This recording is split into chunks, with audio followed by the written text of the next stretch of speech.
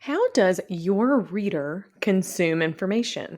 It's one of the first questions I ask authors who are considering if an audiobook is a good solution for them. If you find yourself considering that maybe an audiobook is a way to share your message with those who need it most and consume information that way and in that format, then by all means, seriously, friends, it may be time to turn that book into an audiobook. But before you dive all in, today I want to make sure you have the technical guidance to do so at the professionalism that you and your book deserve. Ready to dive in? Let's do this.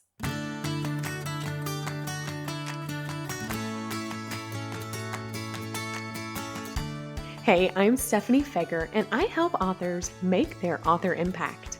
Marketing can be overwhelming and immobilizing for many authors, but I'm determined to invite you to trade overwhelm for empowerment. I believe that empowered people empower people, and I'm obsessed with empowering you, the nonfiction author, with impactful marketing strategies and tactics to help you take your important message and share it with those who desperately need it, want it, and here's the kicker, will buy it.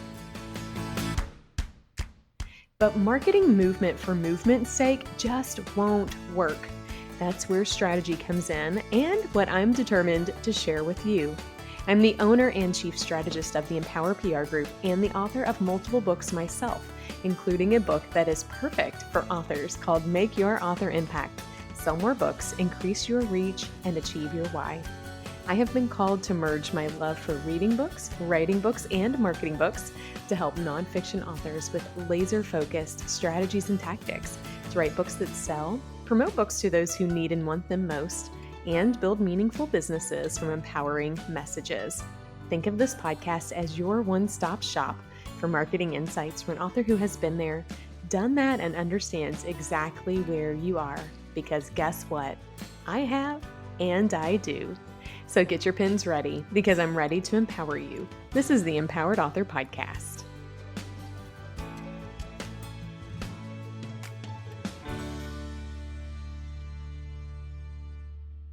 Okay, so you've decided an audiobook might be a good solution for you, or you're still exploring as to if you want to go down that space.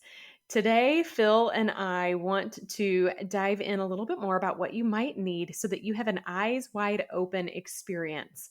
No closed eyeballs in this journey. We want you to know what you need to know and be aware of it before you get too deep in. So, Phil, welcome back to the podcast. Oh, thank you. Thanks for having me. I'm always glad to have you. And I'm always glad to have a consistent guest throughout the season, especially ones like you, Phil, that I know, love, and trust immensely with all of my audio goodness and everything in between. Phil Yeah, and I have thanks. worked together on my audiobook, and several other authors that I've had the chance to collaborate with have also used Phil and his production studio found in the cave under the basement in Kentucky where Yeah, caves yeah. live. Your man cave just Right, has right. drums and guitars, right? Oh, yeah, lots. Yeah, you can't have enough. Lots. Can't have enough. No, you can't. And for those who are listening to this on the podcast, you should pop over to YouTube and also take a peek at the video. We get a little sneak peek into the background of Phil's studio downstairs. And I've sat there and I sat there and my kids did stuff there. And I told them to not Mm-hmm. break that stuff. And, I can see it all. But Yep. it was the making of many great experiences with musicians down there. Oh, yeah. Just if someone's just tuning in, remind us a little bit about your business and who you help and how you've helped people. I mean, I'm mainly a music production studio. Yeah. I help people with, the composition of their songs. I take singer-songwriters that maybe just has, they just sing and play guitar and they have these songs, and I help them with the composition. I help them with the chord changes. Obviously if they want help, but if they have their song the way they want it, and it's they just want to record it, then I help them with the entire production of it. I play multiple instruments. What I can't play myself, I can program, or I can get other professional musicians in to play. I have access to many great musicians. I actually use. I have a couple of clients that I'm constantly feeding songs to amazing fiddle player, Michael Cleveland. He plays on, I don't know, he played on several songs for me last year, and he's a Grammy winner.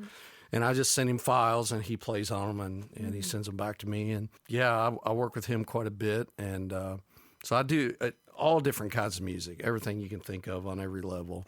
I just recently did a song for a father's father-daughter dance song. Oh my gosh, Phil. Yeah, we do that kind of thing. Hold on, this is in addition to the one that you've done, or is this the one you did for your daughter? Oh no, this was a client that wanted to sing his own song. You know, they picked the father-daughter dance song, but he wanted to sing it himself.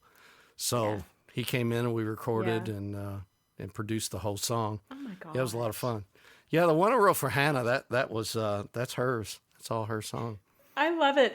Yeah. So, for anyone who has the opportunity to collaborate with the Empower PR group, Hannah, well, the talent genes go deep in Phil's world and family.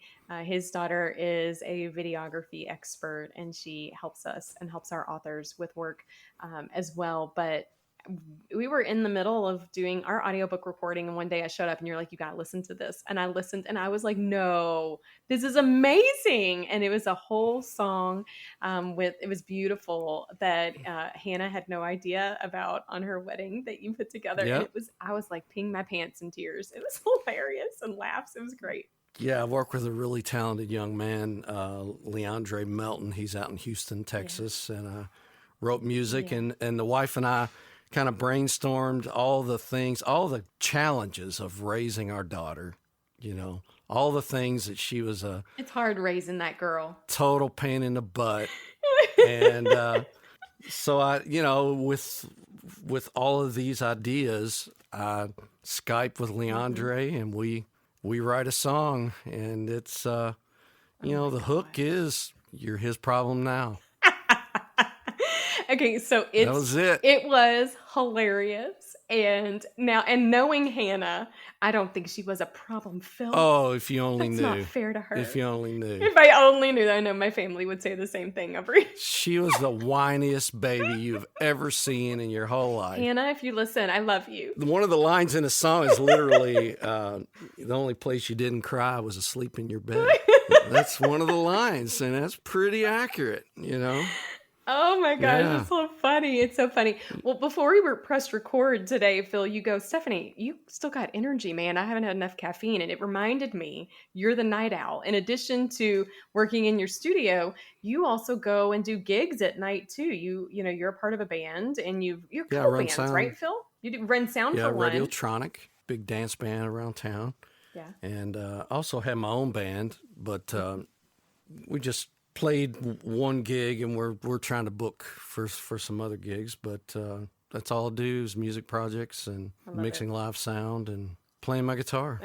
And you are phenomenal at it. Not only have you taught my son, but your fingers and imprint and creative experience and license and juices are all over my newest audiobook, Make Your Author Impact, but also this podcast now. So I just have to continue to plug that. The beautiful music, people are going, what? That's new transition music. That's new open. Yeah, it is. And it's killer, and it's custom made. And Phil did it just for me and my message and what we're doing. And I'm like, I wish I had that talent, but we all have a unique talent, and we are best when we embrace the talent that we know and rely on and lean on and trust the talents that other people have to guide us through the process. And so, Phil, thank you this season for being a part of the Empowered Author podcast, because audio in general is your expertise, and audiobooks falls beautifully within it. And I'm just grateful for you opening your studio and your mind and your insights to let us pick it and learn from it, so that we can make sure the audiobooks we produce are way better and of high quality. Oh, you're very welcome. Yeah, so much fun. You're welcome. I enjoy it. You do. And that's important, because it is not an easy task. It has lots of nuanced layers. Challenges. We'll call them challenges. Areas of opportunity, Phil. Growth opportunities. Yes. My husband made a comment once. He goes, man, Phil can hear the opportunity in audio and loves finding the solution to make it the best quality possible. And like that is you. Oh, it's like a It's a puzzle. puzzle. Yeah, I like to figure it Yeah, out. Yeah. that's you. I Hmm. love it. So today we're going to talk about specifically how to turn your book into an audiobook, and we're going to in later episodes talk about the logistics of the entire process. But today there are elements you need to prepare for before you dive in. Author friend out there who might be considering an audiobook as a solution to your book suite, and like I mentioned, we want you to have eyes wide open in this process. We don't want you to come to it confused or unaware or having oh my gosh moments. So we have a couple of areas we want to talk about, but this is something I want to start with the book itself because this is something important that I learned firsthand, both the book and the audiobook. So I'm, kind of taking this season through the lens of my experience, Phil, on the process. And when I was preparing for collaboration with you, you asked me questions that I didn't know, like, well, Stephanie, like, what do you like in audiobooks? I'm like, I don't know, Phil, I don't listen to audiobooks. Like I should, Hmm. right? Because Hmm. every audiobook is different, and some have music, some don't. Some want like some include testimonials in there, some don't. Like some read from cover to cover and everything in between, and some don't. Some have, lots of Sure. different things, right? And so you want to know what you like, because how can Phil make that happen if you don't Sure. know what you like? Well, I take the same approach when I'm producing music for people. Can you give me a reference of something else you like? What kind of vein do you want it to be in? And that helps me get a long-term vision of how to approach it. Yeah, like how will you know that you've achieved success if you don't have like a standard for what success could look like? And I think that's important in Hmm. writing a book. Like how do you know what if your book will sell if you aren't aware of what our competition might look like or what people are reading? And so it is good to go out and listen to some other books and decide, do you want those transitions? Do you want to speak about everything in there? Do you want Hmm. music in some parts and not in others? Do you notice that, right? You're not going to notice these things that unless you're aware of them, right? Like if you go and just listen to an audiobook at first, you might not pick up on these things, but now that you're in the production, we want to know those things. And you want to know those things Sure. early. It will save you time and money. Be aware. Don't change it Yeah. halfway through. Well, one of the first things I did before I did my very first audiobook, I went to Barnes and Nobles and I bought a couple of audiobooks Yes. just to kind of see where they're coming from, what they're doing, what their levels are, there's so many technical aspects to it. And I also was kind of taking note of how they approach music, which is very much like a movie, like we talked about Mm-hmm. before. But Mm-hmm. yeah, I got to do research. I have to kind of You have to know. research. Yeah, I have to know ahead of time what I'm getting into and what direction to go, how to approach it. Yep. Yeah, and it's good that you come with that perspective, but because they're so nuanced, I really challenge author friends out there for y'all to do it too, because inevitably there's probably something you didn't think about and you're like, oh, I don't know, should I have done that?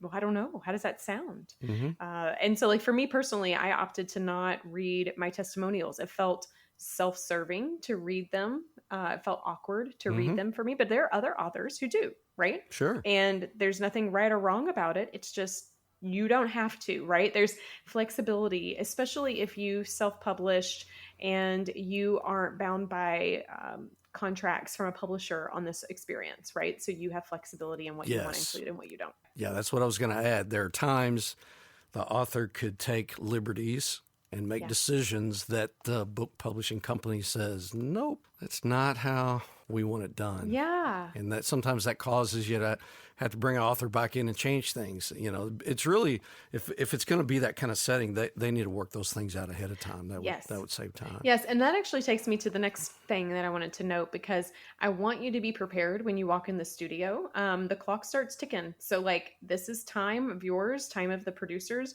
and you want to make sure that you have all of your ducks in a row and your manuscript is prepared. Like, you don't want to come with reading an audiobook when your manuscript isn't done with editing and proofreading.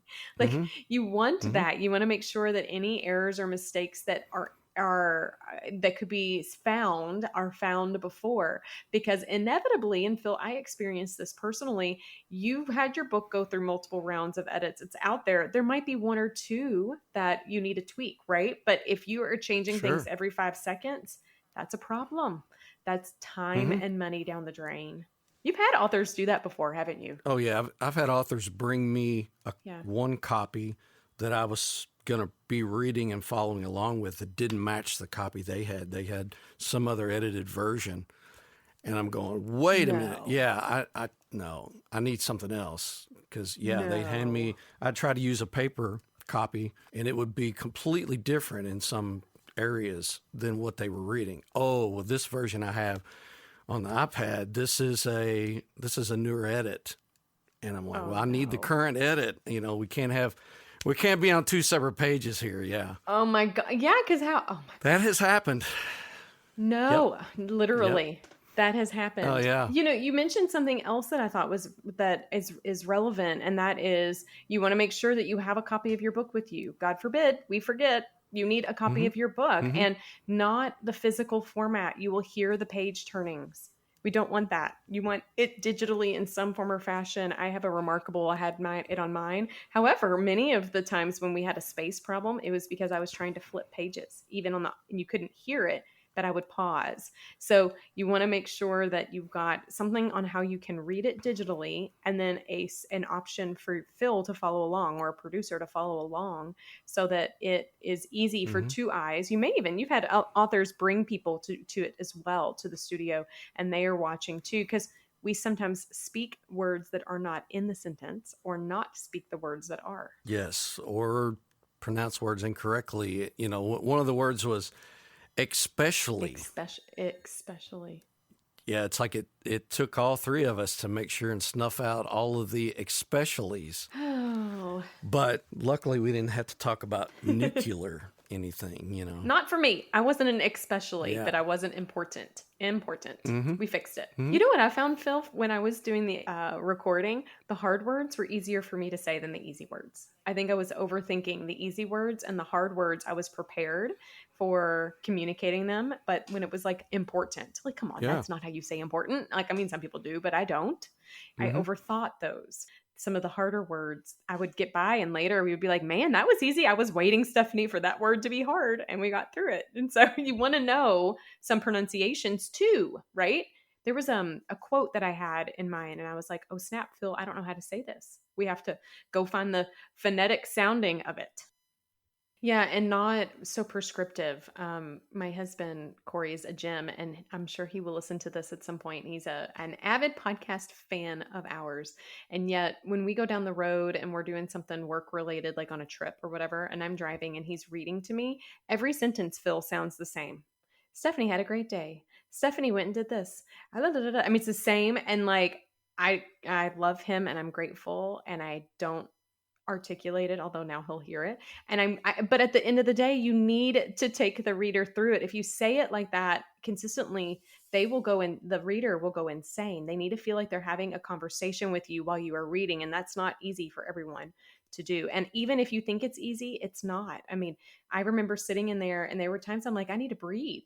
Like in the studio, I'm like, Stephanie, take a breath. I mean, you do overthink it because you want it to be done well, and you want it to be your best foot forward. But finding a blend of relaxing and articulating it correctly is important. Important, not important. It is important. Well, the overthinking breaks your flow too. Trying not to overthink some words, if you can do that, it's a whole lot better. But it's reading with a flow is what people want to listen to. And if you don't read with a flow, it's, if you're struggling with flow, people can sense that when they're reading it, and it makes it awkward. Overthinking and worrying about some words can do that. But also, it's one thing to be able to pronounce the words. It's another thing to be able to say the words in the sentence with a flow, with a natural flow. Yes. Podcasting was helpful for me because I don't like listening to my voice, but when I'm editing, I'm used to it. Right. And so that was helpful. And so being cognizant of the things that you do regularly is important. And so that is why it's good to record, to to listen. You also might, if you're going to be the narrator, you might find in the studio, you don't want to hear yourself, but some people do want to hear themselves. Like you want to have connection to hearing what's coming out, or you want complete, complete disconnection. Those are nuances that you learn through the process. And if you aren't narrating, it is important to find a narrator whose voice and style connects with your book. So think about Yeah. that and realize you have to build in time for that audition process. And if there are things you want them to say with certain inflection or certain words, you have to provide that information too. So there's a lot of things that you have to do just to prepare your manuscript and yourself before you ever walk into the studio to make sure that the audio is of the best quality. Yeah, and you can practice that ahead of time by recording yourself even on your phone and just listen to how you sound and make sure that your flow is pleasant. And some people don't even know what their own voice sounds like until they get in the studio. And then, if I'm noticing problems and I go back and I play it and go, listen what you're doing here, they go, oh, yeah, we got to fix that. Well, from a preparation standpoint too, I chose to do the recording during a time in business that is slower intentionally.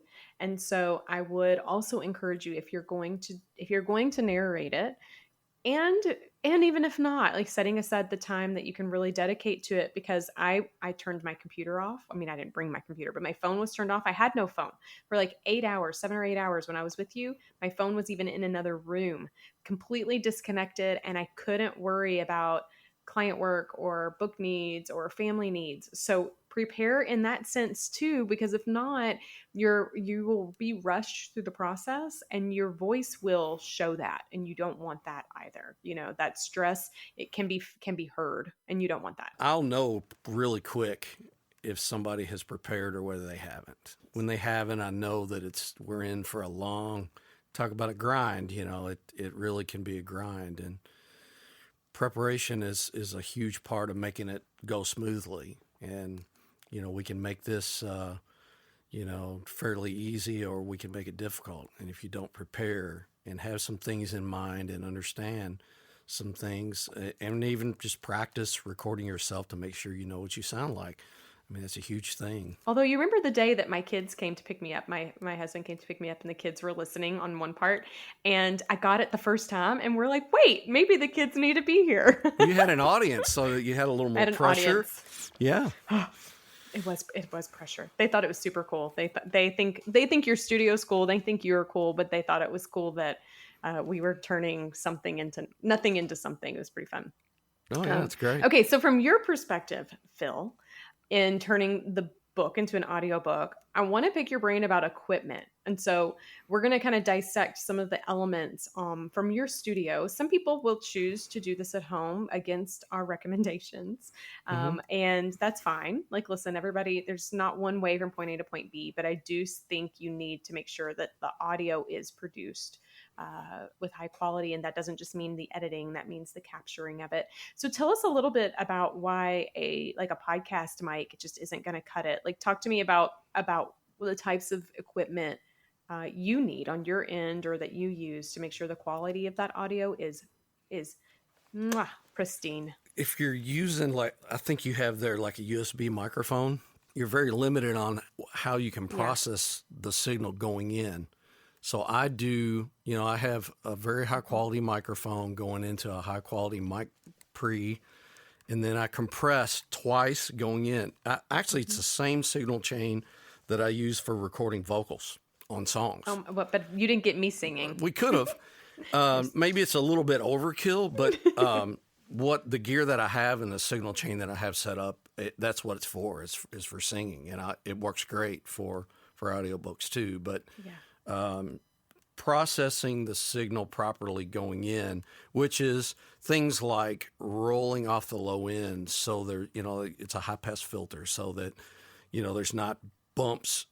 They call them plosives in the, like when you say a P or a B and it doesn't make a noise, air hitting the microphone, a filter up in front of it, a pop filter to guard the wind from going into the microphone, but also compressing so that when the voice gets louder, it doesn't clip.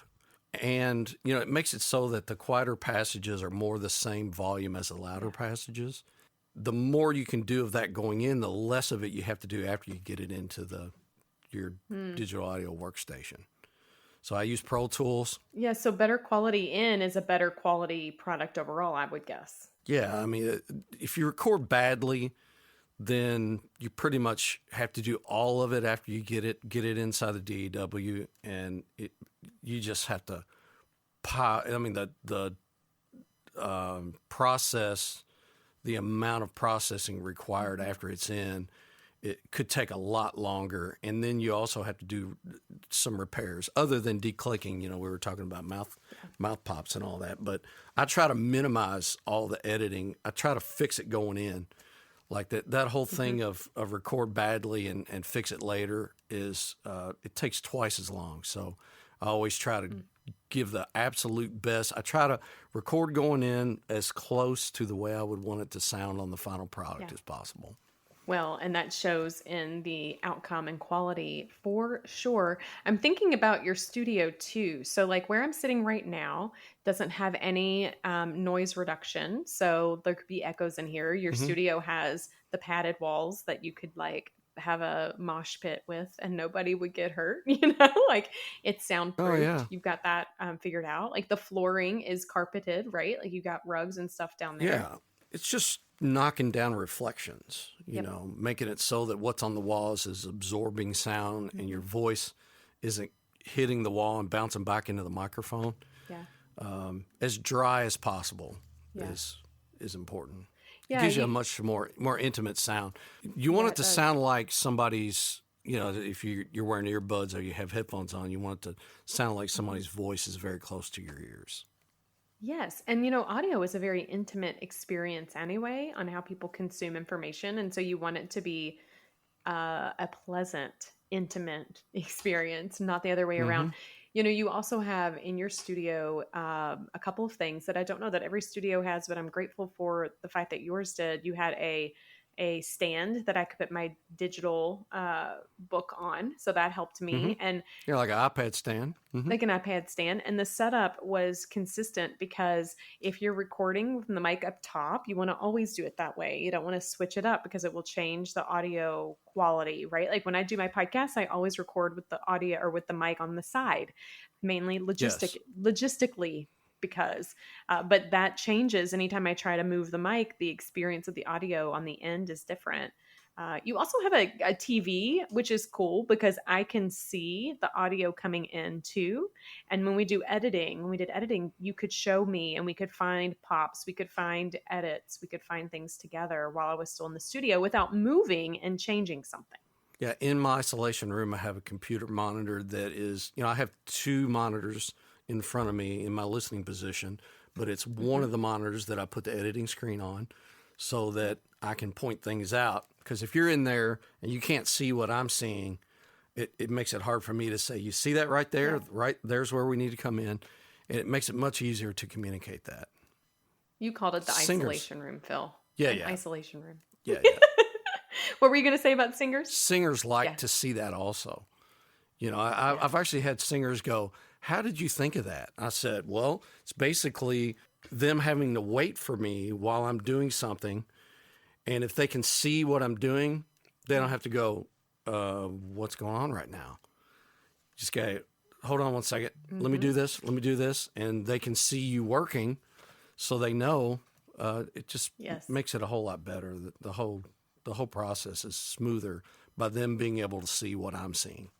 Yeah, and I will just reinforce your approach. I don't know that it's every audiobook editor and producer's approach, but after we would record an entire chapter, and while we were recording, you didn't interrupt me, you didn't change the flow. If I made a mistake, I would just pause and redo that sentence, and then you would make markers on your editing software equipment that allowed us together before going to the next chapter, make those adjustments. And that is helpful because we're editing along the way, which might, have taken more time out of my schedule with you. But in the long run, it was less time for everybody because it fixed things immediately. Yes. And the edits that we did have were superbly small.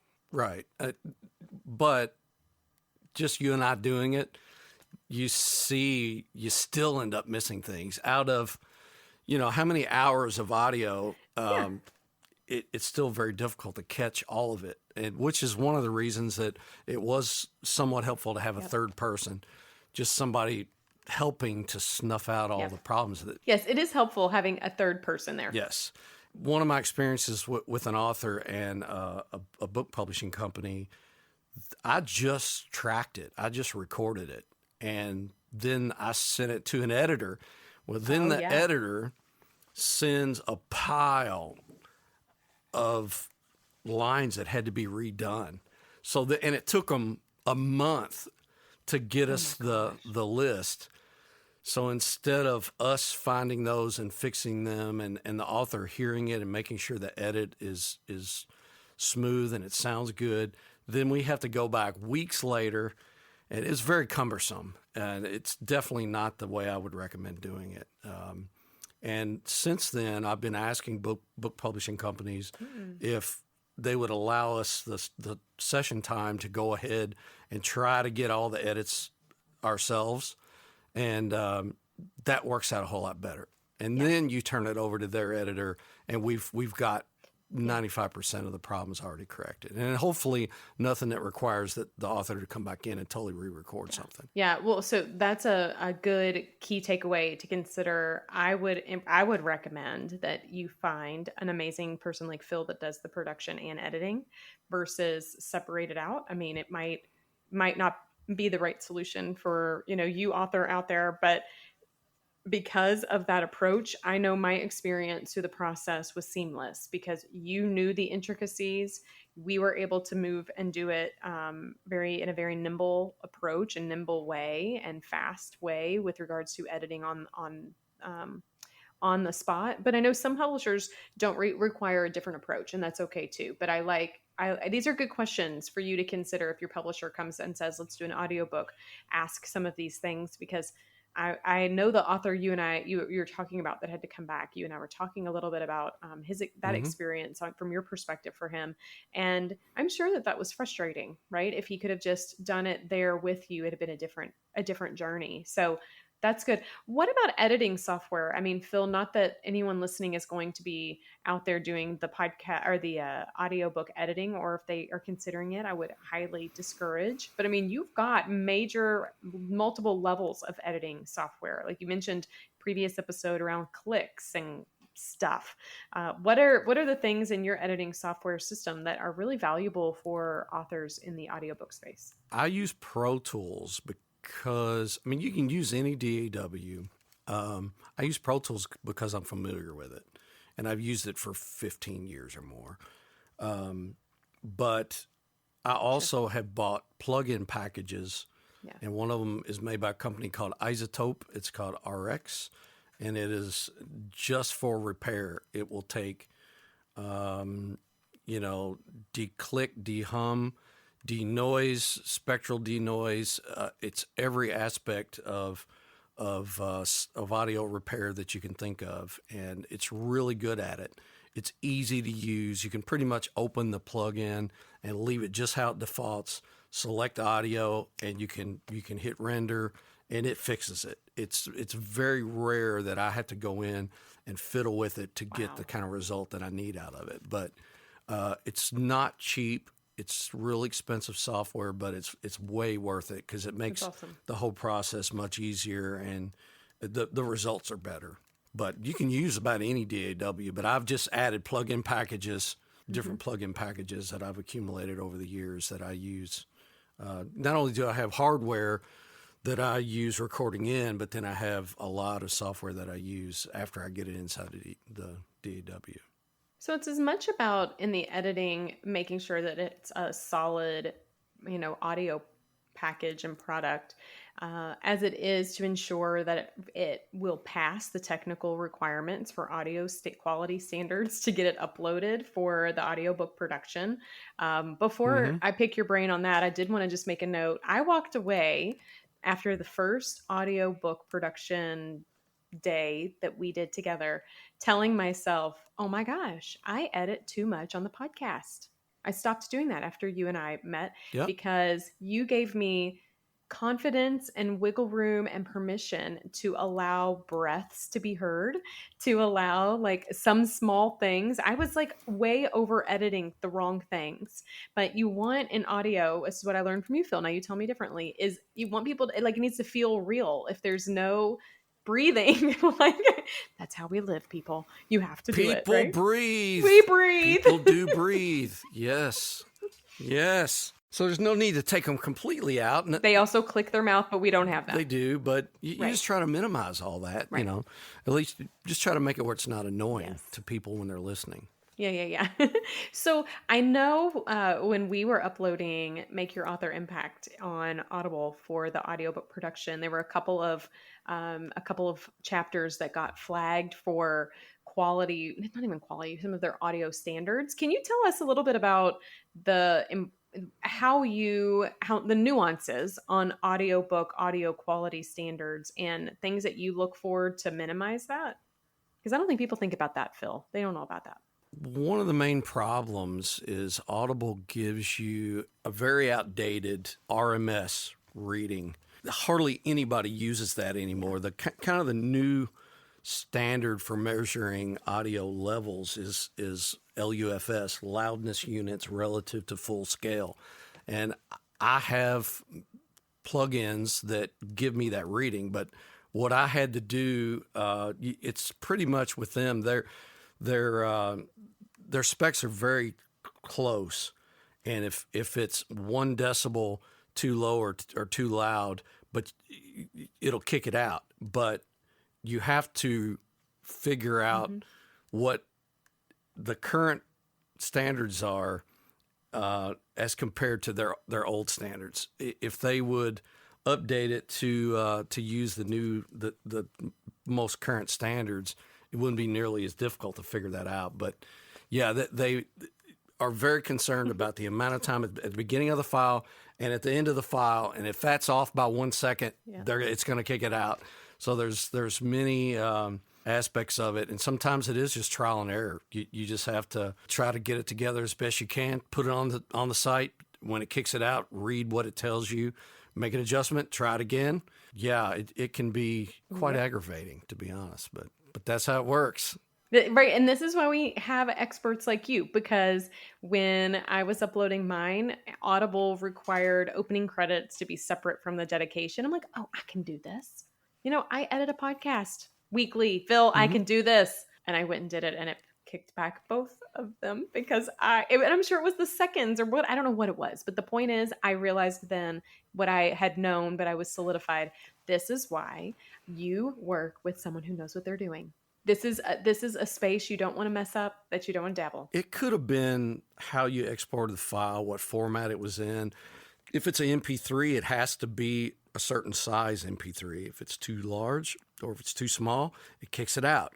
You just have to know where to set all those things. Like when I it's called bounce out of Pro Tools. It gives me drop-down menus, and I have to set it all exactly the way Audible wants it. And if you give them something other than that, it kicks it out. So there's certain standards that they require. And the first time I did it, I about lost my mind. It was like, what are they wanting? You're like, why did I sign up to do this? I'll never do it again. and I end up on the phone with the author, and we're both on the website, and we upload something, see what it says. I read, the report that it gives me. And I make an adjustment based on that report, and I put another file up, and it's just trial and error sometimes. And I have done it on a couple of authors where I got it all the first time, but it doesn't happen very often. But see, enough to mitigate, and some of these problems, it's on my end. When I tried to do it, I was like very frustrated, not at you or anybody, it's at me. I'm like, well, fine, Audible. I thought I did fine. This is fine. It's not fine. Mm-hmm. So this is why, there are lots of reasons why, but I do not recommend authors to do an audiobook in their home by themselves. Like, you need to collaborate with people who know what they're doing and leverage the expertise of someone amazing like Phil, who understands how audio works, what type. Even some of the words you said today, I'm like, I'm so glad Phil knows these acronyms because I Hmm. don't, and I don't have to. And if you get nothing else out of this today, I want you to know, like, you don't have to know it all. And actually, you can't know it all. You just have to know. That's what I tell my kids regularly. You don't have to know it all. You just have to know where to find it. Great. Yeah. I find it in a person named Phil who is super helpful and makes sure that he gives TLC to the audio in ways that I never could. And if you are, creating an audiobook, you should care immensely. Just like we care about the words and the message, an audiobook, you should care immensely about the audio quality as you're taking the written word into the spoken word. One other point, even some things you come up against in doing something different in audio, I don't always know everything. I know how to research. And if I don't know today, the next time, well, I'll know the next time. I'll figure it out. That's kind of the approach that you have to take. Yeah. Well, I appreciate the expertise you bring, and I appreciate that you continue to learn your craft and perfect it so that you can help me and other authors like me ensure that those who are listening to the message listen to it and fall in love with it and take action from it. So thanks, Phil. Yeah. Well, thanks for having me. I really enjoy it.